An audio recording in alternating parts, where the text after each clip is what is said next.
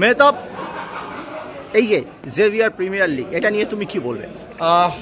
Joyda, football যদি develop করতে হয় সবাইকে এগিয়ে আসতে হবে। এই জেভিয়ার একটা বড় ব্র্যান্ড। জেভিয়ার যদি পারে সারা পৃথিবীতে মেসেজ পাঠাতে পারে যে আমরা ফুটবলটাকে ডেভেলপ করার জন্য আমি দায়িত্ব নিয়েছি, এটা কিন্তু খুব দরকার। যেরম দরকার ফুটবলে 11 জন খেলে, স্ট্রাইকার গোল করবে, মিডফিল্ডার বল বাড়াবে, আর ডিফেন্স করবে। সো রিচ যারা আমরা স্ট্রাইকারকে অলওয়েজ প্রাইজ দিই, বেশি পয়সা দিয়ে আনি, দেন মিডল ক্লাস যেটা মিডফিল্ড হয়, দেন ডিফেন্স যারা পুয়ার, গোল খেলেও যদি গোল আটকায় খুব ভালো, তারপরে গোলকিপার আরও পুয়ার।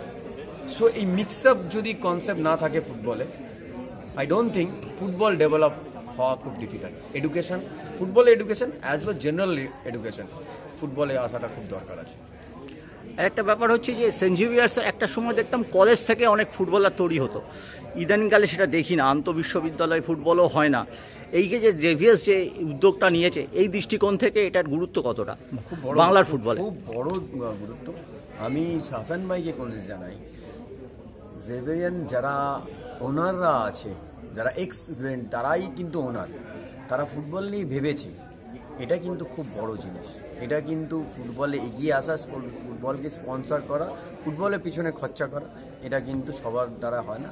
আর যেটা হাসান ভাই এক জায়গায় নিয়ে আসাটা, সেটাও কিন্তু খুব ইম্পর্টেন্ট, যেটা হাসান ভাই করে দেখিয়েছেন এই মহান কাজটা। আর ফুটবল নিয়ে ভাবছেন যে ফুটবল ডেভেলপ হোক আমাদের দেশে, এটা কিন্তু খুব দরকার ছিল। যেটা আমি তোমাকে ব্যাখ্যা দিলাম, striker, rich, midfield, middle class, then poor, আরও পুয়ার হচ্ছে গোলকিপার। সো এরম মিক্স আপ যদি না হয় ফুটবলেও, তাহলে কিন্তু তুমি ডেভেলপ করা, আমরা বলছি ডেভেলপ করবো, প্রচুর গ্রাসরুট, প্রচুর কোচ এখন হচ্ছে, তুমি ঘরে ঘরে কোচ পাবে, এতগুলো এখন প্লেয়ারের চেয়ে কোচ বেশি। এই কথাটা দেবাশিস মুখার্জি একটি ইন্টারভিউতে সত্যি বলেছেন। বাস্তব এটা আমিও স্বীকার করছি।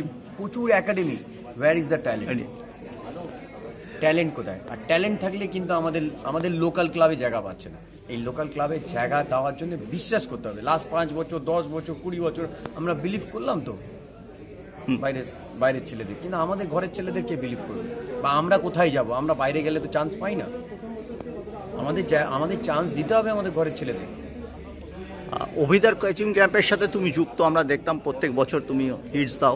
এছাড়া এই মুহূর্তে তোমার ধারাভাষ্যকার হিসেবে আমরা দেখছি, বাকিটা ফুটবলের সাথে তুমি কিভাবে? আমি যেখানে ফুটবল সেখানে আমি ফুটবল থেকেই কিন্তু সব কিছু পেয়েছি। আমার লাইফ, আমি এখনো দাঁড়িয়ে আছি ফুটবলের জন্য। ফুটবল যেখানে আমাকে ডাকবে সেখানে কিন্তু ফুটবলের জন্য আমি যেতে রাজি আছি। মেহতাব, এই মুহূর্তে কলকাতার ফুটবলে একটা বার্নিং ইস্যু, যে দেখা যাচ্ছে এখন তোমরা যখন খেলতে, সেখান থেকে ধ্যান ধারণা চেঞ্জ হয়ে গেছে, লগ্নিকারী সংস্থা এসেছে, কোম্পানি এসেছে। একটি ক্লাবে দেখা যাচ্ছে যে কোম্পানি ডাইরেক্ট টিম করছে, সাবেক কর্তারা সরে গেছে, তারা সাকসেস পাচ্ছে।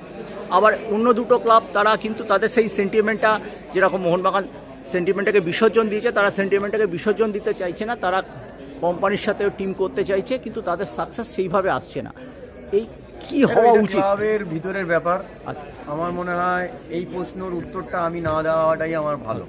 ক্লাবের ভিতরের ব্যাপারে ক্লাব আমার মনে হয় যেটা ঠিক করুক, স্পন্সররা যেটা ঠিক করুক, সেটা আমার মনে হয় বেটার হবে। ইস্ট বেঙ্গলের বিদেশি চয়ন একটা বড় ফ্যাক্টর, এই ব্যাপারে তোমার কি অভিমত?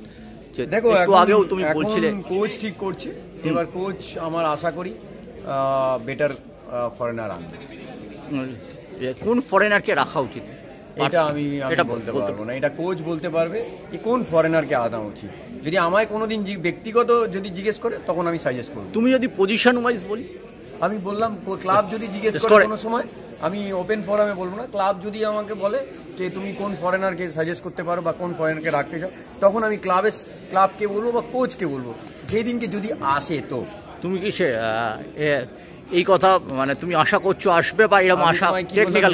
আচ্ছা, যদি আমার কাছে আসে কোশ্চেনটা, আমি আনসারটা দিতে রাজি আছি, কিন্তু যদি আসে, এবার যদি আমি একটা রাউন্ড আপ বলি, এবারে যে তুমি ধারাভাষ্য দিয়েছো, খুব ভিভিডলি ম্যাচগুলো সব দেখেছো, নতুন প্রতিভা ইন্ডিয়ান ছেলে কাকে লেগেছে?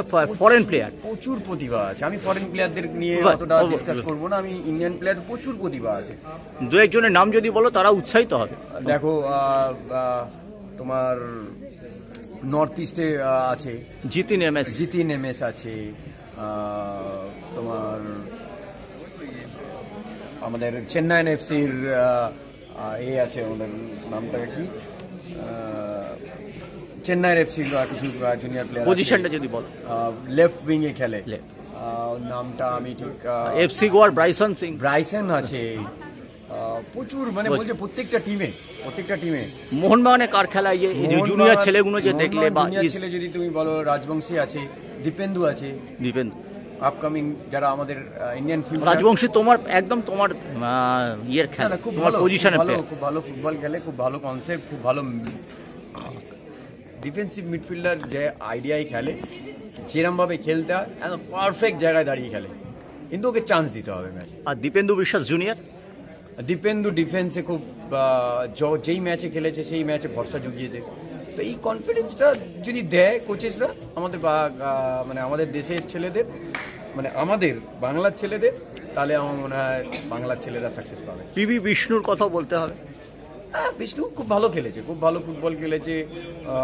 তোমার গোয়ার মানসুম্মা খুব ভালো খেলেছে, গোয়ার বলছি, সরি, উড়িষ্যার, তোমার চেন্নাইয়ের, তোমার আমাদের মাঝখানে একটা ছেলে খেলছিল জিতেশ্বর, খুব ভালো জিতেশ্বর।